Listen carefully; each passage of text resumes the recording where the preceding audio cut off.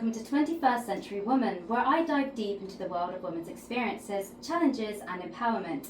I'm your host, Olympia Akhamrich, and today we're uncovering the dark hidden truth behind skincare products and the chemicals that could be affecting our health long term. From the lotions we apply to our face to the serums we swear by, many products are packed with synthetic ingredients that can do more harm than good. But how can we truly know what's safe and what's not? And are natural alternatives truly better?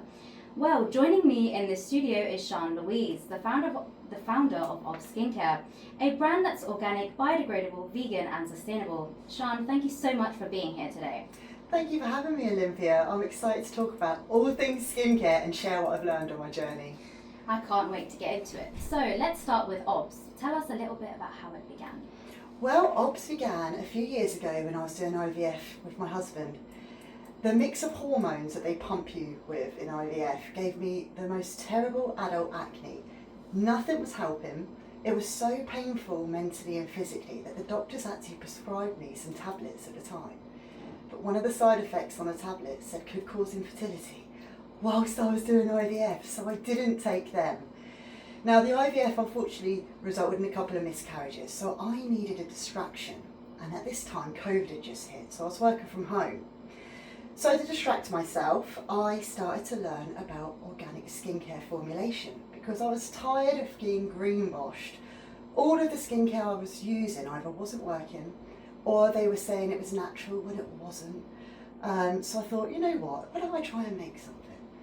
So in my kitchen, now I've got a lab, after a lot of mess and a lot of failures, I came up with the Intensive Skin Recovery Cream. That cured my acne within a week, and one of my friends at the time had just had a baby. And I know it was difficult for her to approach me because I had just lost mine. She didn't want to upset me. But anyway, she asked me, Sian, what is this cream you're using? Can I use it on my baby's nappy rash? And I was like, wow, okay. Well, it hadn't been tested by a lab or anything at this point, but it's all natural, so I thought, okay, well, what can go wrong? Anyway, it cleared up overnight. That's where the pressure came to launch this as a business. And I've never had a business before. I didn't know what I was doing. I still don't really know what I'm doing. It was one of those 2 a.m. thoughts where Obvs, organic, biodegradable, vegan, sustainable, all of the ethics that I stand by. So I got the trademark, the website. My husband's in the construction industry, luckily, so he built me a lab at the bottom of our garden. And I got to work. I launched, sold out overnight, which I wasn't expecting. And it's just gone from strength to strength. I needed to find skincare that ticks all of my boxes ethically, but also worked. And that's the story behind Obvs Skincare. That is amazing, and I love that it's not just about what's in the products but also what's not in them. So many people are becoming more aware of what they're actually putting on their skin. I've seen on TikTok, like loads of people are coming forward, they're saying, there's so many chemicals, so many parabens, so many synthetics out in my skincare. And but for all of us who don't know what we should actually be looking out for, could you give us a little bit of an insight into that, please? Of course, yeah. Unfortunately, it's an absolute minefield out there. When you look at the ingredients, the INCI list on the back of the products, it's mainly all Latin, and you have no idea what this means. But it seems to be that a lot of the big brands, they fill their skincare, unfortunately, with a load of cheap fillers. And these cheap fillers are usually microplastics.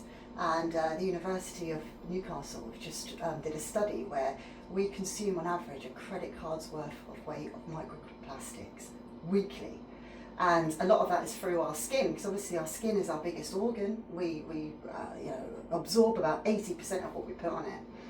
So there's microplastics, for example. Dimethicone is a very common microplastic. It's basically a cheap filler to make it feel smooth, but it's quite occlusive, so it will trap in bacteria, and in my opinion will make your skin worse in the long run. But the big brands want you to keep coming back, and if it feels nice you think it's working.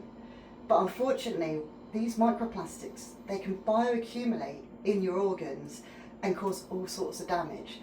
And it's only recently that people are starting to understand the damages of it. It's not just what you eat, it's what you put on your skin as well. And unfortunately, I'm finding a lot of these big brands, I won't say any names because I don't want to be sued because they've tried to sue me before. I'm just stating facts, so, you know. Like baby cream, there's a very well-known baby cream, and one of the first ingredients is dimethicone. So you're spreading microplastics on your baby, and especially in their intimate areas. It infuriates me. There's also endocrine disruptors. Again, they are gonna disrupt your hormones.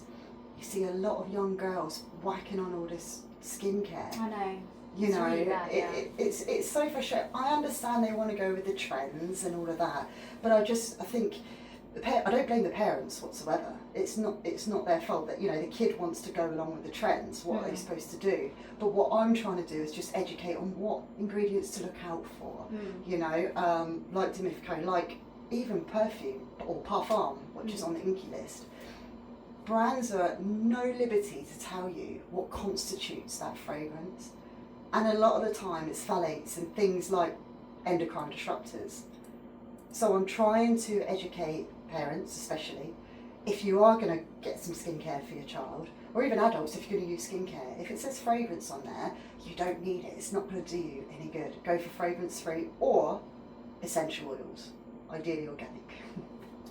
Do you think there should be some more, you know, information actually about what is in our skincare, like given to young children and given to not even young children, even adults as well? Do you think there should be more information on that?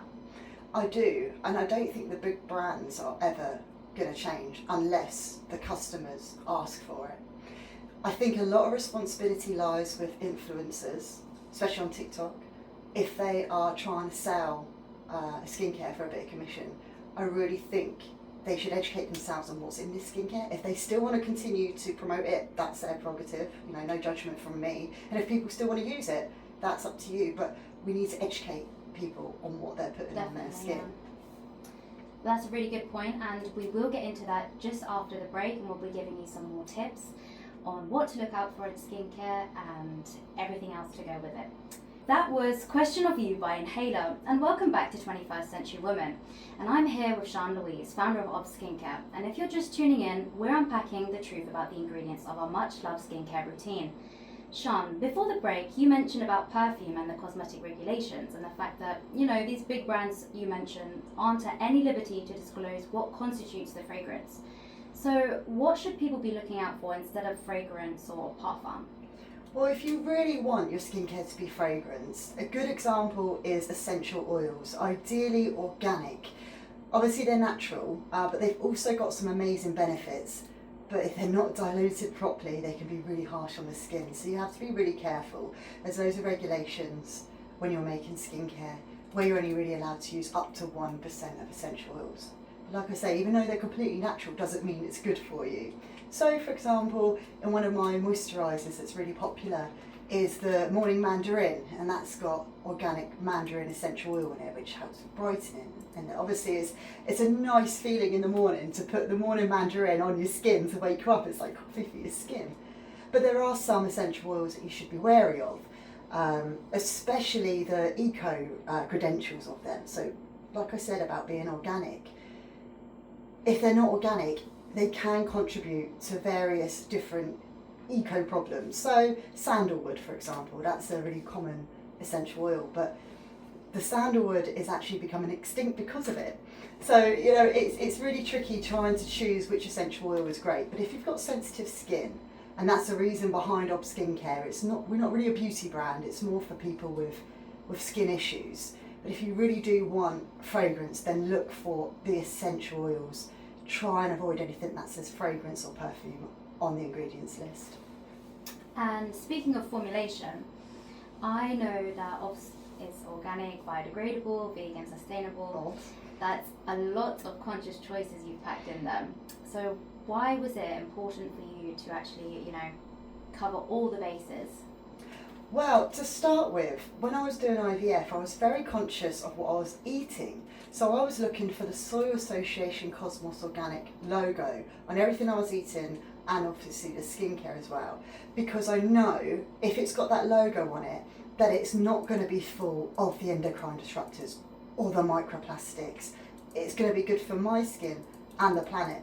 So I knew even before I launched that I had to be Cosmos Organic certified, and I mean that is hard work to get, but it's good because they are the gold standard. You know, they're really strict, but at least as a consumer, you know that you're not being greenwashed if you see that symbol. B Corp, completely different story. Don't get me started on them because they can be greenwashing. But anyway, that's why I go for Soil Association. Biodegradable. 1, that means no microplastics, but 2, the packaging isn't plastic either. I'm one of the first brands in the UK to use this new innovative plant-based packaging that biodegrades just like a piece of wood would, but you wouldn't know it to see it. It feels like plastic, it acts like plastic, but it leaves no microplastics behind. Now, as a small business owner, I had to invest my 3rd round of IVF savings just to hit the minimum order quantity of this stuff. But it was so important to me not to have single-use plastic, because you see it all over the news all the time. I don't need to tell you about that. The problem with single-use plastic. Definitely. So that was important. The vegan side is just because I don't really want to be putting beef lard on my skin. Yeah. You know, so that was important to me. And also with the whole... Now, there's this thing, right, called, what I've learned recently, called vegan, right? So it's when vegans use bee products, but the bee products they're using is actually helping the bee population rather than diminishing it. So, you know, it's a tricky one. I tend to stay away from beeswax and anything like that anyway, because it's not part of my brand ethics. But if vegans are actually using the beeswax, doesn't that kind of like defeat the whole point? Yeah, like if you're like a proper vegan, then you know you won't even have anything with palm oil on it. Right. Even though palm oil isn't, you know, derived from animal, it still contributes to deforestation. So I mean, Obvs is palm oil free anyways. So veganism in the sense of Obvs isn't just about not putting animal products on you, like tallow, for example. I don't really want to be smelling like a roast dinner after I've done my skincare routine. And I just find that the plant-based ingredients and the botanicals are more powerful anyway. Yeah. So we don't need to harm any animals just to make ourselves look and feel better. And then we've got sustainable, plant a tree of every order, charities that we donate to as much as I can to help the environment. Bit of an eco-warrior in that sense, but it just infuriates me where the single-use plastic I know, yeah. really annoys me. And it goes straight to our ocean. Absolutely. And there's even things, if you want to get deeper, nano ingredients. So for example, zinc oxide, it is a magic ingredient, and that's what's in the intensive skin recovery cream. Yeah. That is the healing aspect of it, right? But it has to be non-nano. Okay, because nano means that the particles are teeny tiny, that they can, 1, get into your bloodstream, which isn't a big deal for us, but it is for fishes. So you'll see a lot of sunscreens, mineral natural sunscreens will have zinc oxide or titanium dioxide, which is great because it's a physical barrier rather than a chemical barrier. However, if you use nano zinc or nano titanium, gets into the ocean, into the fishies, and it's no good for them. So even on that level, you have to be careful of what type of ingredient you use. Even if it is natural, it can still, you know. So I obviously only use non-nano, and that works brilliantly. That's absolutely brilliant, honestly. You cover all bases, honestly. Well, I think if Deborah Meaden ever spoke to me, I want to have an answer for every question, you know. Like even the labels are biodegradable. No, you know, it's like I was just thinking, not that I'd ever go on Dragon's Den because, I mean, nah. Why not? It's just all for entertainment, isn't it? And I'm dyslexic as well, so I won't know my numbers. And you can't write them on your hand. Hey, you can always bring somebody in with you. I could actually. Do you know anyone? No, I'm really sorry about that. I didn't know anyway. Don't worry. But anyway, that was really impressive, honestly, because as a small business, to cover all of those bases, you know, it must be very, very expensive as well. Like you said earlier, you mentioned that too. It is. It's worth it. I don't think I'll ever be a millionaire because I do this the money isn't the pusher for this. You know, it's to educate as many people as I can about what they're putting on your skin. Obviously, the damage it does to the planet, especially to kids as well. These endocrine disruptors. That's what really pushes me to do this. So I'm happy to invest my time, money, and energy into providing something that I'm happy with. Yeah. And if I did have children, or if I do in the future, that I'll have no guilt putting it on them, you know. Absolutely. But like I said, it's incredible, seriously, Sian. And also I think more and more consumers are looking for the transparency. But let's talk a little bit more about sustainability right now. I know we literally covered quite a bit of it, but as you said earlier, a lot of brands, you know, they're greenwashing, right? And they say they're natural, but they're not really natural. So, what are some other things that people should actually be looking out for when they want sustainable skincare? Like, what jumps out at us? What should we be looking for? I think first thing is look for that Soil Association Cosmos Organic logo. Then you don't need to worry. You know that's going to be fine for you and the planet. Secondly, there's an app called Beat the Microbead. It's a free app, and you can literally just scan the ingredients and it comes up with what microplastics, if any, are in that skincare. So that's pretty useful. Now there is another app, Olympia, called Yucca. Okay, and I've had arguments with them. At first, brilliant. You know, you scan the barcode or food as well, not just cosmetics and skincare, and it will tell you, like on a scale of how good this is for you and you know how bad it is and why. But I did recently have a big argument with them, which I won. So if you're in doubt, try the Yucca app. I think they are improving. But I had to educate them a few things on the microplastics. They were basically saying, for example, SPF, some of the chemical SPF, which has got full of microplastics, endocrine disruptors, everything I don't like. I'm not saying don't use SPF. You know, it's more healthy to use it, even if it is full of this rubbish. Go for mineral if you can. But back to my point about the Yucca app, they were putting these big brands that had all the rubbish in it, saying they were better than, say, the smaller brands that were doing the natural SPF, because they couldn't just decipher what was a microplastic. And they also put zinc oxide as bad because they didn't realise there's a difference between non-nano and nano, like I said before. So I had to tell them, look, this is the difference between nano and non-nano. Non-nano is really good for you and it's fine. So after a lot of discussions and a lot of emails back and forth, I finally won. So it was a bit of a David Goliath situation, but I stuck to my guns. Anyway, to answer your question, look for the Soil Association logo, use the Microbead app, use the Beat the Microbead app, and if you're really stuck, go for Yucca, Y-U-K-A, or ask me, I'm on Instagram. Can you give us your handle? Okay, you're probably best off looking at my personal one because that's when I call out the brands. I don't do that from my business one, so it's at Sian _Louise _Obvs. Sian is S-I-A-N. Absolutely brilliant. Thank you. After the next track, we're going to dive into more tips. Next up is Next Summer by Damiano David. Welcome back to 21st Century Woman with me, Olympia Akhamrich, and my guest in the studio, Sian Louise from Obvs Skincare. If you've just tuned in, we have been debunking the dark truths this past hour about the chemicals in our much-loved skincare products. So, Sian, before the break, you've given some great advice to our listeners on what to look out for and what to avoid in our products. But I wanted to touch upon the future of Obvs. What's next? And are there any exciting developments on the horizon? Wow, we are just about to launch our organic scalp oil. My lab assistant, Madison, was diagnosed with a brain tumour last year at only the age of 23. And luckily, the NHS has been brilliant and she had her treatment. Unfortunately, had to go through chemo and radiotherapy, but she's definitely on the mend. So while she was in treatment, she wanted to keep her mind busy.